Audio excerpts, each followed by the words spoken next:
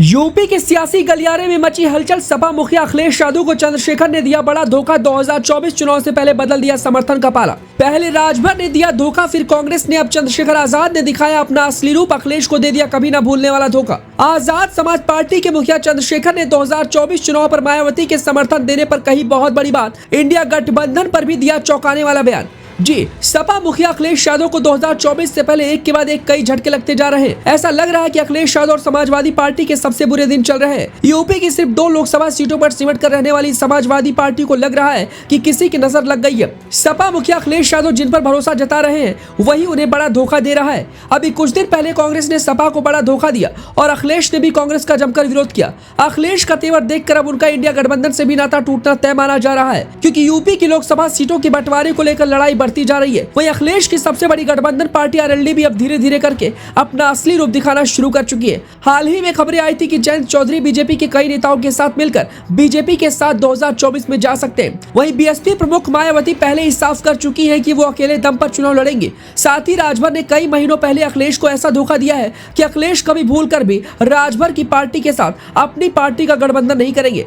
ऐसा लग रहा है कि 2024 से पहले हर कोई अखिलेश के पीछे हाथ धोकर पड़ा है और सिर्फ धोखा मिल रहा है। ऐसे में एकमात्र बची हुई पार्टी जिस पर अखिलेश यादव आंख मूंद कर बड़ा भरोसा जता रहे थे, लेकिन अब उसने भी बड़ा धोखा दिया है। देखा जाए तो उत्तर प्रदेश की सियासत में इंडिया गठबंधन को लेकर रार बढ़ती जा रही है। बताते चले कि बीते कई दिनों से मायावती के इंडिया गठबंधन में शामिल होने की खबरें खूब चर्चाओं में है। वहीं बीते गुरुवार को मायावती ने खुद से कहा है कि बार बार इंडिया गठबंधन में उनके शामिल होने की खबरें ना फैलाई जाए।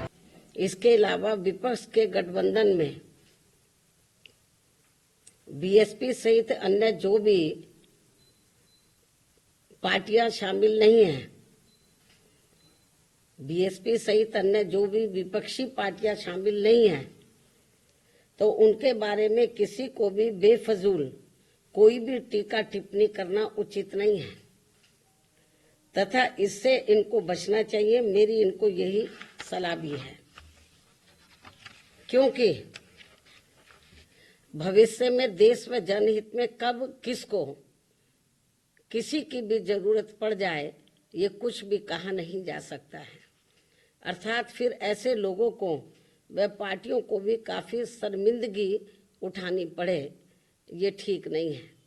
और इस मामले में खासकर समाजवादी पार्टी इस बात का जीता जागता उदाहरण भी है।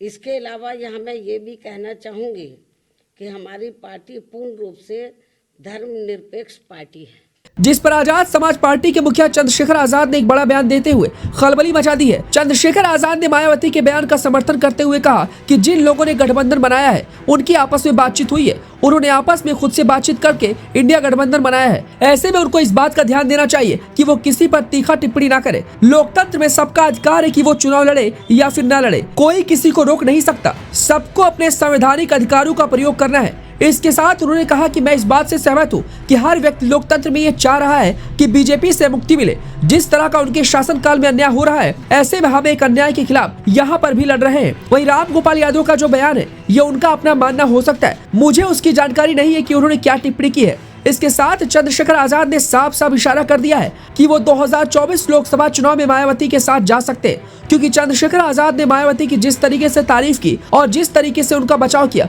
उससे ये साफ साफ जाहिर हो रहा है कि वो अखिलेश के साथ जाने वाले नहीं है। चंद्रशेखर आजाद ने कहा है कि मायावती बड़ी नेता है, उन्होंने 2019 का चुनाव साथ लड़ा था, लेकिन अचानक से ऐसा क्या हुआ कि दोनों अलग हो गए। वहीं आजाद समाज पार्टी के लोग चाहते हैं कि मैं नगीना सीट की सेवा करूं और पिछले कई दिनों से मैं घूम रहा हूं।